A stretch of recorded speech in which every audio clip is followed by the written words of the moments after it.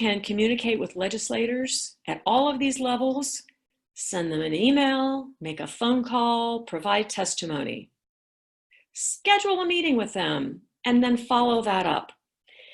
One of the things that I think is incredibly important to remember is something that was said to me maybe 12 or 14 years ago by Matt Pierce, who's a legislator from Bloomington.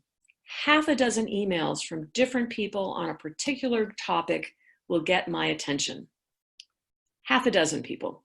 So you and 5 of your friends writing about support for Senate bill, whatever it's going to be called, for the cultural districts in 2020, and or the next time the Indiana Arts Commission has a budget hearing, half a dozen emails will get the attention of a state legislator.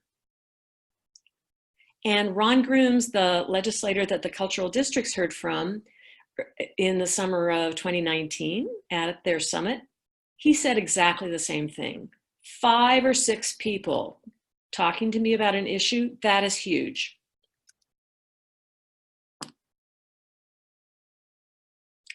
So when you do communicate, what do you want to say? You want to have a clear message. Messaging is incredibly important. You want to explain the issue that you're contacting your legislator about and what their desired action and outcome is. So what is the specific ask? Please increase arts funding in House Bill 101 by $500,000. If you do this, and if it's passed, funds will bring art to children in all 92 counties of Indiana, and specifically the MCCSC and Richland Bean Blossom school corporations in Monroe County will be able to do XYZ in after-school arts programs. Tell your personal story. How does the issue affect you? I saw that my own child had learning disabilities and that he was not being reached by traditional math and science teaching. But when the arts were applied, that really affected his ability to learn in the classroom. Provide data to back up your ask. There are so many data points that are available. Please, please do some research, and we're able to provide you with those resources as well.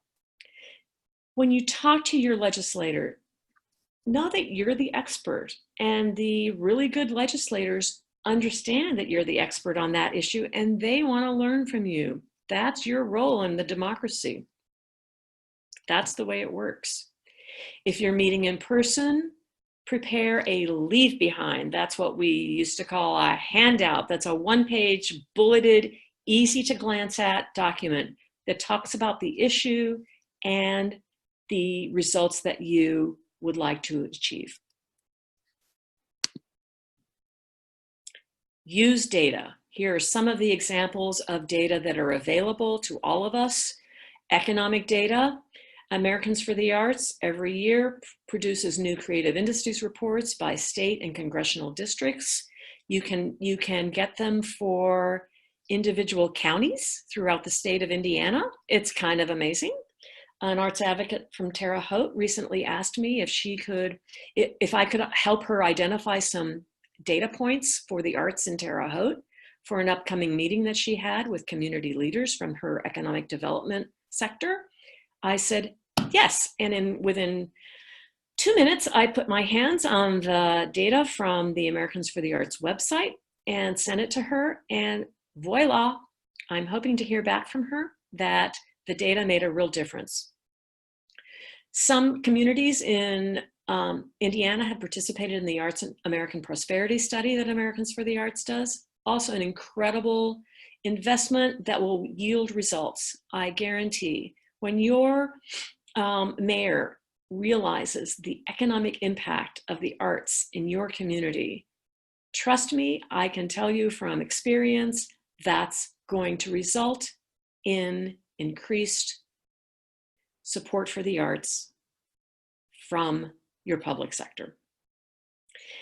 Americans for the Arts also produces a one-pager called 10 Reasons to Support the Arts. You can find that on their website. It's another terrific one.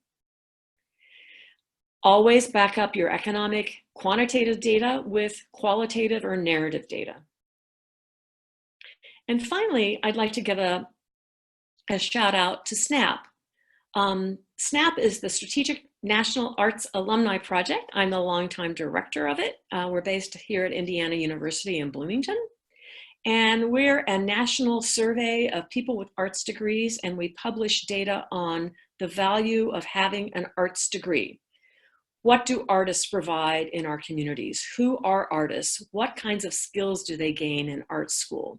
We know that artists are creative, that they are highly collaborative, that they have strong critical thinking skills, and that they're highly entrepreneurial.